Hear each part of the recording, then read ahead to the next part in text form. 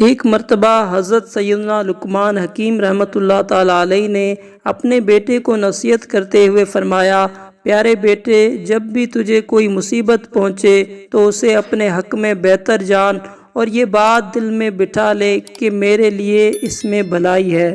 بیٹے نے عرض کی، یہ بات میرے بس میں نہیں کہ میں ہر مصیبت کو اپنے لیے بہتر سمجھوں، میرا یقین ابھی اتنا پختہ نہیں ہوا۔ حضرت سیدنا لقمان حکیم رحمۃ اللہ تعالیٰ علیہ نے فرمایا، اے میرے بیٹے، اللہ عز و جل نے دنیا میں وقتاً بوقتاً انبیاء اکرام علیہ السلام کو بھیجا۔ ہمارے زمانے میں بھی اللہ عز و جل نے نبی علیہ السلام کو بھیجا ہے۔ آؤ ہم ان سے فیضیاب ہونے چلتے ہیں، ان کی باتیں سن کر تیرے یقین کو تقویت یعنی مضبوطی حاصل ہوگی۔ چنانچہ سامان سفر لیا اور کھچروں پر سوار ہو کر دونوں روانہ ہو گئے۔ دوران سفر ایک ویرانے جنگل میں دوپہر ہو گئی، شدید گرمی تھی اور لو بھی چل رہی تھی۔ ایسے میں پانی اور کھانا وغیرہ بھی ختم ہو چکا تھا۔ کھچر بھی تھکن اور پیاس کی شدت سے ہانپنے لگے۔ حضرت سیدنا لقمان رحمۃ اللہ تعالیٰ علیہ اور آپ کا بیٹا کھچروں سے اتر کر پیدل ہی چل پڑے۔ بہت دور ایک سایہ اور دھواں سا نظر آیا۔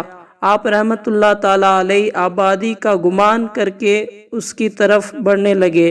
راستے میں آپ رحمۃ اللہ تعالیٰ علیہ کے بیٹے کو ٹھوکر لگی اور پاؤں میں ایک ہڈی اس طرح گھسی کہ تلوے سے پار ہو کر ظاہر قدم تک نکل آئی اور وہ درد کی شدت سے بے ہوش ہو کر زمین پر گر پڑا۔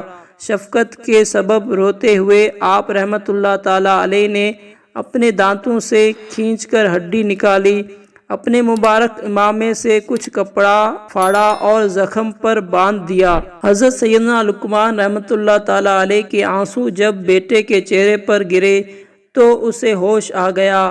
بیٹا کہنے لگا، ابا جان، آپ تو فرما رہے تھے کہ ہر مصیبت میں بھلائی ہے، لیکن اب رونے کیوں لگے؟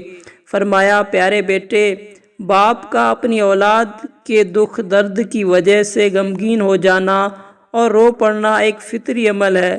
باقی رہی یہ بات کہ اس مصیبت میں تمہارے لیے کیا بھلائی ہے، تو ہو سکتا ہے اس چھوٹی مصیبت میں مبتلا کر کے تجھ سے کوئی بڑی مصیبت دور کر دی گئی ہو۔ جواب سن کر بیٹا خاموش ہو گیا۔ پھر حضرت سیدنا لقمان رحمۃ اللہ تعالیٰ علیہ نے سامنے نظر کی تو اب وہاں نہ دھواں تھا اور نہ ہی سایہ وغیرہ۔ سفید اور سیاہ رنگ کے گھوڑے پر سوار ایک شخص بڑی تیزی سے بڑھا چلا آ رہا ہے۔ وہ سوار قریب آ کر اچانک نظروں سے اوجھل ہو گیا اور آواز آنے لگی، میرے رب عز و جل نے مجھے حکم فرمایا میں فلاں شہر اور اس کے باشندوں کو زمین میں دسا دوں۔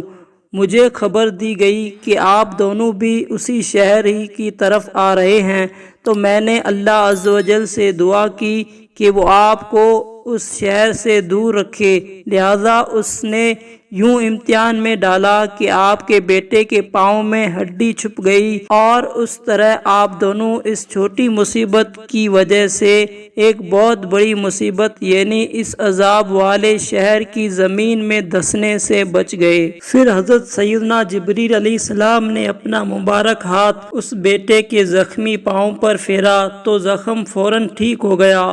پھر کھانے اور پانی کے خالی شدہ برتنوں پر ہاتھ پھیرا تو وہ دونوں کھانے اور پانی سے بھر گئے۔ اس کے بعد حضرت سیدنا جبریل علیہ السلام نے دونوں باپ بیٹے کو سامان اور سواریوں سمیت اٹھا لیا اور آن کی آن میں یہ اپنے گھر میں موجود تھے۔ حالانکہ آپ رحمۃ اللہ تعالیٰ علیہ کا گھر اس جنگل سے کافی دن کی مسافت پر تھا۔ اس حکایت سے معلوم ہوا کہ ہمیں ہر حال میں اللہ عز و جل کی رضا پر راضی رہنا چاہیے۔ رب عز و جل کی حکمت کو سمجھنے سے ہم قاصر ہیں۔ اس کے ہر کام میں حکمت ہوتی ہے۔ کسی کو مصیبت میں مبتلا کرنا بھی حکمت تو کسی کو بے طلب مصیبت سے بچا لینا بھی حکمت۔ ناظرین، آپ سے عرض ہے کہ ایسی پیاری پیاری اور اسلامی معلومات والی ویڈیو دیکھنے کے لیے ہماری ویڈیو کو لائک اور چینل کو سبسکرائب کیجیے۔ جزاک اللہ۔